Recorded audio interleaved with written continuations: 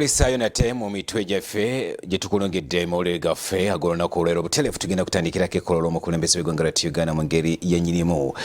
Bw'atakwata mu kisibo embuzi zifa nagganga na bwekityo Pulezidenti Museveni avuddeyo ku nsonga z'abamusiga nsimbi. Ono ne bamuloopedde enteekateeka wamu n'ebizibu ebasanga naddala mu nteekateeka z'okuteeka wano ensimbi era ng'ono Pulezidenti akinogaanyisa nga bagenda okukola kyonna ekisoboka okulaba nga nate bakola ebintu eby'enkizo ebisobola okusitula ebyenfuna by'eggwanga lyattu Uganda n'okunyikiza ensimbi naddala bwe kituuka ku nsonga ez'ebyobulimi. Omukulembeze w'eggwanga Yoweri Kaguta Museveni alagidde abatwala minisitule y'ebyensimbi mu Nnambiro okumuwa olukalala lw'abamusiga nsimbi bonna mu ggwanga na lwaki babakaluubiriza nga bakola emirimu gyabwe.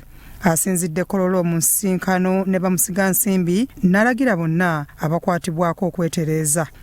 Muleke okukonesa bye mukola nabona ba gavumenti. Don't undercook what you are doing.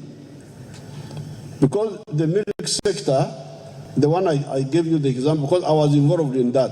I said from 1960, I could say from 1960, when I was just a young boy, to teach the Banyankore how to look at milk as a cash product, not only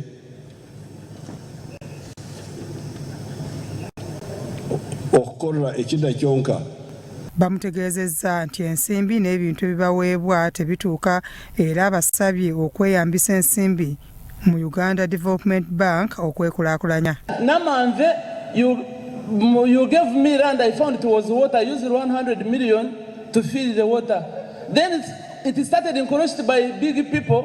Helped me to get it back. I had to put a perimeter wall, so all the money went in that. Okay, so if you're maybe $400,000. $500,000. Okay. Sente si kizibu. Ekizibu wanga mbanjulidde bwino wano. Bwino. Esente za UDB zokka omwaka gumu obukadde bwa $230. Asuubizza okuddamu okubasisinkana mu January w'omwaka ogujja ng'amaze okufuna alipoota entongole ku biragiro by'awadde. Call this meeting and you call all those people here. Okay. UDB here, capital markets here. Then all these people should be here saying, you people, what is each one of you doing? Emyoga people here. Okay, Your Excellency, I'll do that. We are going to have another Kwangeno, Elinge Konyemu, Olukiiko lwaleero tetufumbye bulungi. Lukonyemu. Tugenda okuddamu tufuna olukiiko mu January bona babeerewo kubanga esente weeziri.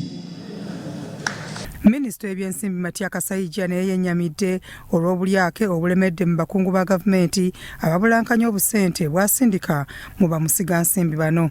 The issue of corrupted officials. Somebody came and whispered to me just before you came and said, Minister, if we hadn't at assessment by Uganda Revenue Authority,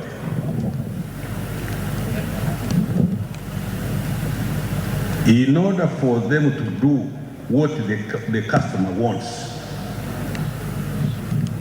you have to look for something what we call kitu kidogo. Ye minisita ow'ensonga z'abamusiga nsimbi Evelyn Anite, ow'ebyettaka Judith Nabakooba n'abalala nabo boogedde we batuuse ku by'okusiga ensimbi mu ggwanga. Your Excellencies, with the Land Information Services, we have established 22 zonal offices that are established across the country to make sure that people get services wherever they are. And relatives, and I can guarantee you that if you apply and your papers are okay, you don't have a problem. The only problems we have with the passport, is when the person is 30 years of age, but the birth certificate is 60. The man says he's a Muslim, then he's wearing a rosary. Technology that we have rolled out that helps you register. If you are registering as an individual, your TIN is instant. You don't have to come to our offices to get a TIN number. You can get it on your phone using your USSD code. The same code will make you, will facilitate you pay your taxes from your comfort. Bya Muhammad Wamala ne Wandru Bone, Crossroads TV, Omunyo.